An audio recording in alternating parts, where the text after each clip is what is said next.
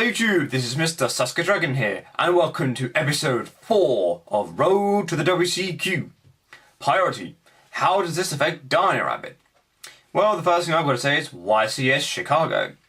That Canadian literally just blasted through all those players and won with Dino Rabbit. When it's the final, it was Dino Rabbit versus Dino Rabbit, so you can't really say no one had a chance to deal with the priority ruling. However, due to the light of this person winning Dino Rabbit, a lot of Yu-Gi-Oh players didn't have the time to tech out their sideboard. With so close to becoming to the YCS, not many people had the chance or didn't have the resources, so that could have affected why Dino Rabbit won. But Dino Rabbit is still a very dominant deck. It will never be a tier 1 deck yet, it's definitely a tier 0. If you don't know what tier 0 deck means, it means it's just godly. That's all it means.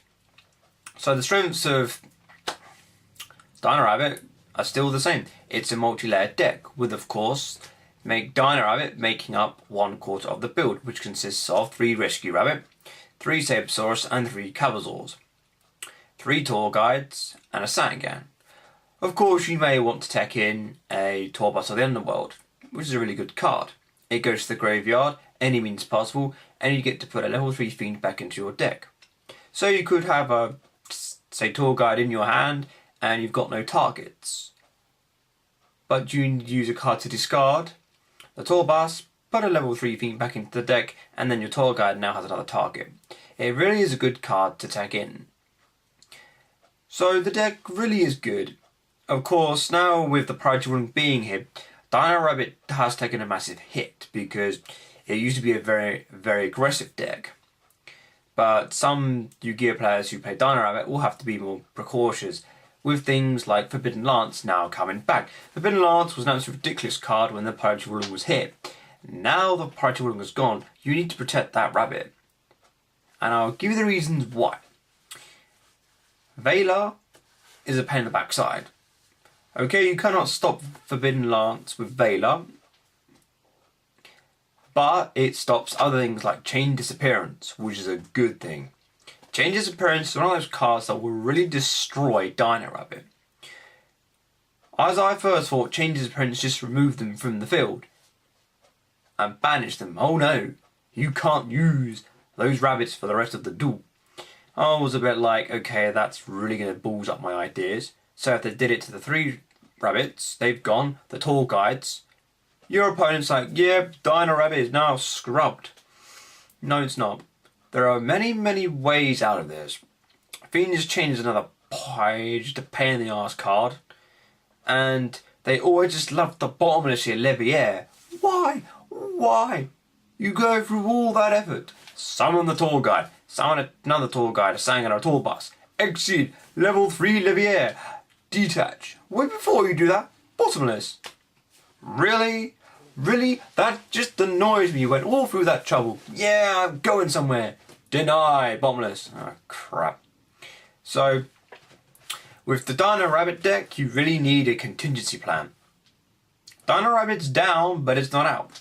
It just needs a bit more of an interesting build to bring it back. The annoying thing is, of course, Chain Disappearance is a trap card, so it's MS-tearable, stormable, you know, Dust Tornado.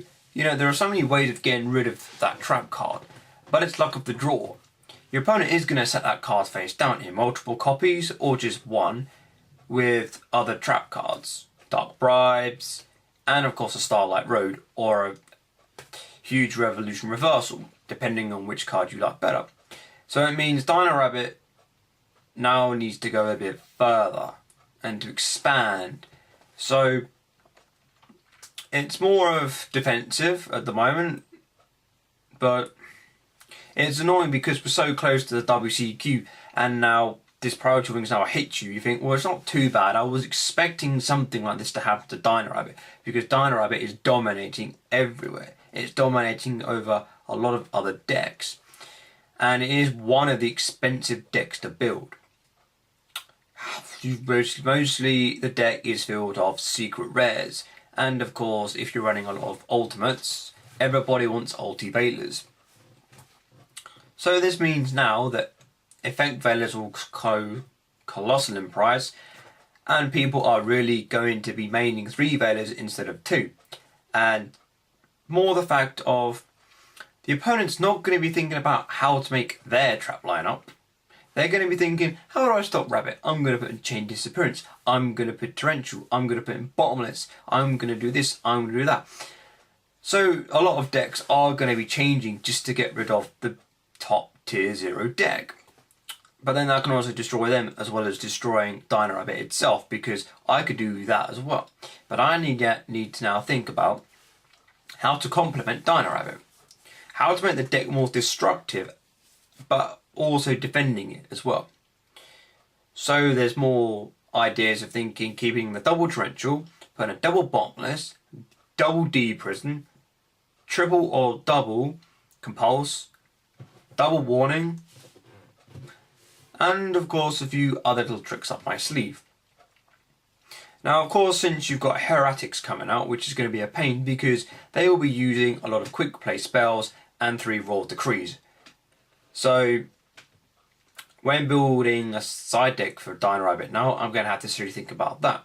So yes, there's a lot of good traps in my Dino Rabbit deck, but I need to figure out, if I go against a heretic player, I need to think to myself, okay, raw decree's easy to get off the field, but once it's there and you don't have an MST or a storm in hand, you're screwed. You just can't do anything. It's just annoying. You sit there thinking, why can't I draw the card I need? You draw all the decent combos that you can do stuff with, but you don't draw an MST or a heavy storm, which is annoying.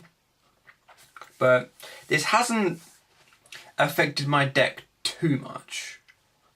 I mean, the deck still runs the same, the idea is still the same, the tech choices I have are still the same for now, and I don't really see much really need being changed, because all it is, this Piority's just now said, you summon a monster, they can Veiler, Fiendish Chain, Chain Disappearance. It just stops you using the rabbit. I don't know.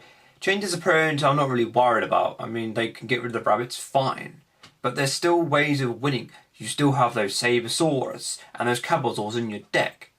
Okay, they may not be that easier to summon to the field because of using the Dino Rabbit idea, but they can still come to the field. You can still defend that dinosaur and bring another one to the field, exceed it and Levit into Evelzar Lugia or Dalka, and still start pushing for game. So there are so many different possibilities. The downside to Dino Rabbit is the fact of everybody relies on using Rescue Rabbit. It's so autopilot. The deck's good, but it's autopilot. You summon the rabbit, you banish them, you bring 2 dinosaurs to the field, you exceeded it, Episode Lugia or Dalka. Easy as pie. So your opponent knows exactly what you're going to be doing, but doesn't know which rank 4 monster you're going for. You could even go for a Utopia. I've done that many times. You going for Lugia? Nope. You going for Dalka? Nope. Then what are you going for? I'm going for Utopia.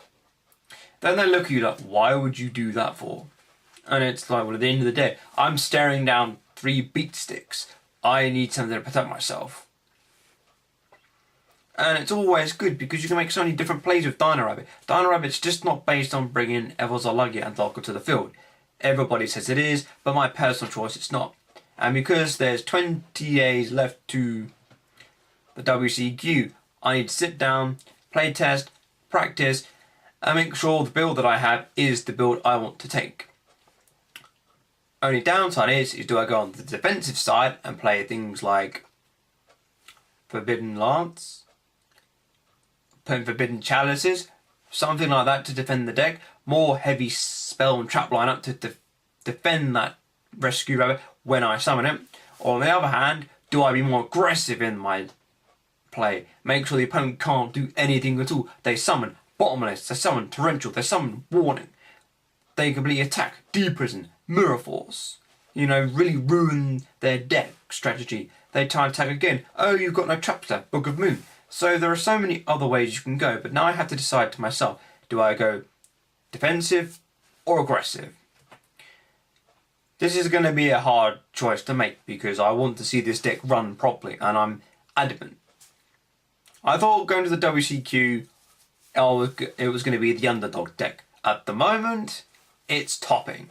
So maybe I don't have that edge because I wanted the edge to go to the competition and for a person to go, yeah, you're playing Dino Rabbit sucks. And be like, fine, okay, it sucks, but I like playing it. It's a challenge, you're the underdog. You have to prove that Dino Rabbit's not dead. It can still run properly. Depending on how you built the deck and how your sideboard is to complement the Dino Rabbit deck, depending on how it goes far in the competition. So this is the one thing I was hoping for. But of course, not yet. But who knows? Who knows, there's another YCS coming up soon, so that may change.